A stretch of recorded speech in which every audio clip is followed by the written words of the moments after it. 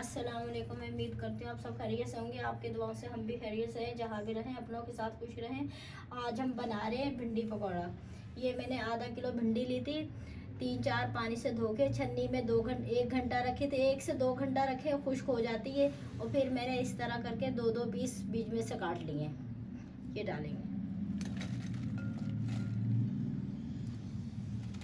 खाने का जो चम्मच होता है, मैंने 3 चम्मच मैदा लिया है, 3 चम्मच मैंने बेसन लिया है। ग्राम से अगर आप तोलेंगे, ग्राम से 20 ग्राम मैदा है, 20 ग्राम बेसन है। ये डालेंगे।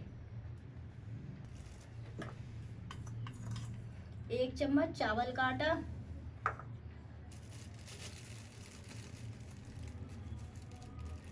1 चम्मच आमचूर,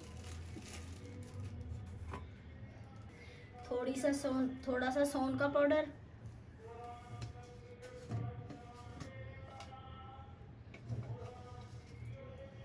थोड़ी सी कुटी हुई मिर्चें,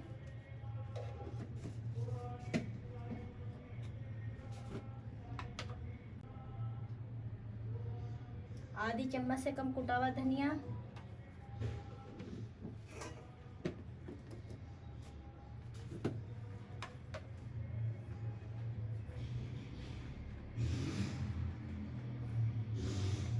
आधी चम्मच से कम जीरा, आधी चम्मच नमक। तमाम चीज़ों को हाथ से पहले मिक्स करेंगे अच्छी तरीके से, ताकि हमारे तमाम मसाले अच्छी तरीके से मिक्स हो जाए। ये देखें, बिल्कुल मैदा और बेसन बहुत कम डालना है। अगर आपके पास बड़ा वाला चम्मच है तो फिर आप 2 चम्मच बेसन ले लीजिएगा, 2 चम्मच आप मैदा ले लीजिएगा। अब पानी डालेंगे।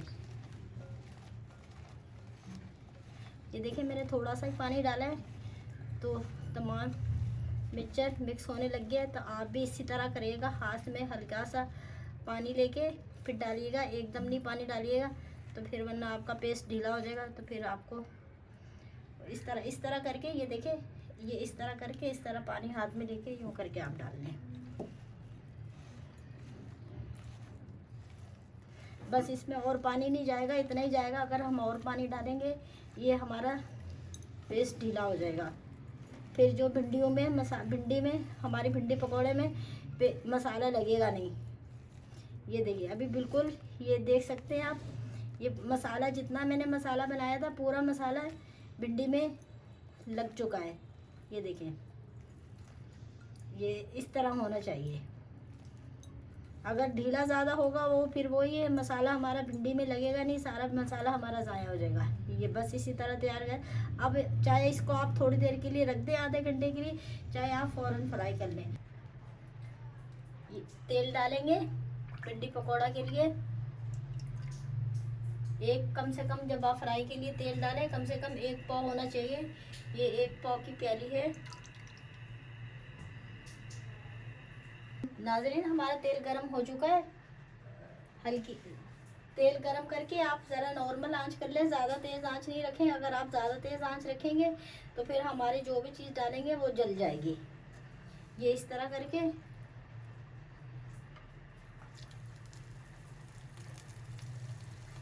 मैंने तेल गरम करके हल्की आंच कर ली है। ये देखें, अगर मेरा तेल ठंडा होता है तो ये फ़ौरन ऊपर नहीं आनी थी।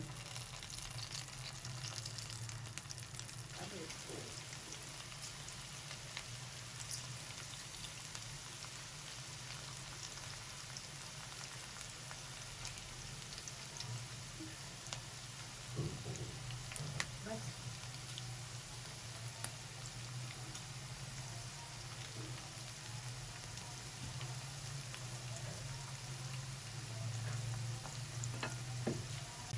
नाज़रीन देखें, हमारी भिंडी फ्राई होने वाली है। लाइट गोल्डन कलर आ चुका है। अब हम इसे निकाल लेंगे। चूल्हे की आंच हल्की करेंगे। ये इस तरह करके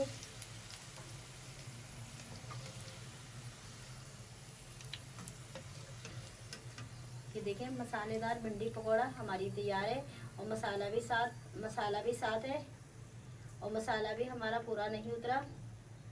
ये आप देख सकते हैं। सारी भिंडी इसी तरह हम तैयार कर लेंगे। हमारी भिंडी फ्राई हो चुकी है, यकीन माने मैंने अभी खाई है, टेस्ट करी है, इतनी मज़ेदार, इतनी लजीज बनी है।